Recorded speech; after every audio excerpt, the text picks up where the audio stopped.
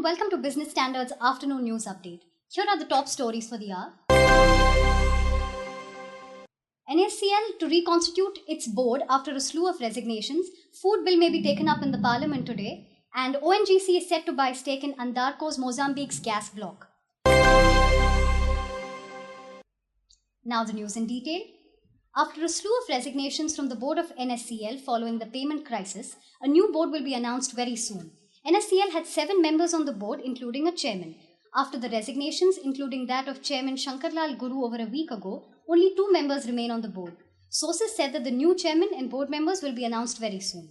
Just before the exchange announced a new payment schedule on August 14, Shrikant Javalgekar, who is the MD of FT's group's Commodity Futures Exchange, resigned from the NSCL board on August 13. After that, Chairman Guru, B.D. Pawar, and Ramanathan Devarajan had left the board.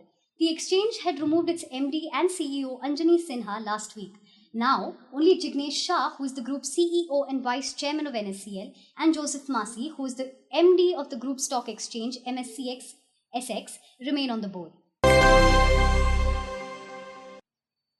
The extended monsoon session is widely seen as the last effective chance of the United Progressive Alliance to pass key bills before the next general elections. Though the Lok Sabha functioned on Saturday, which was a holiday last week, the food bill was not listed as opposition parties wanted it to be debated today. Politics scuttled Congress managers' plans to get it passed for the entire week, August 19th to August 24th, as the opposition did not let the House run over the issues of missing coal block allocation files, statehood for Telangana, high prices of food items. The managers hoped that Prime Minister Manmohan Singh's statement in the Rajya Sabha on Monday could end the controversy over the missing coal block files. Andarco Petroleum Corporation said it agreed to sell 10% stake in a gas field offshore Mozambique to a unit of Oil and Natural Gas Corporation for $2.64 billion, as the US oil company is looking to focus more on its domestic assets.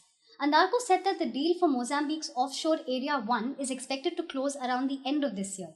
ONGC faces diminishing supplies from its aging oil and gas fields in India and has been buying interest in overseas assets.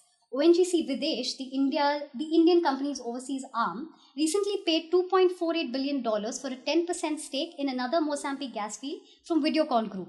Andarco also said that it will remain the operator for Area 1, located in the deepwater Ruwama Basin, with a working interest of 26.5% in the block. That's all for now. Keep watching this space for more news updates.